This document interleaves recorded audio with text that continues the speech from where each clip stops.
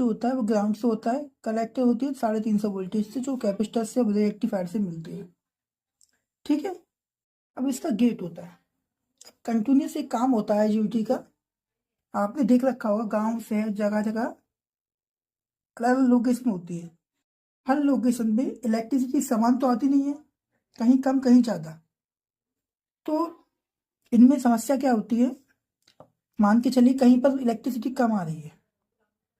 अब इलेक्ट्रिसिटी कम आ रही है तो पीछे से कम आ रही है। अब सर्किट क्या कर सकता है, उसको बूस्ट कर सकता है। जो आईजी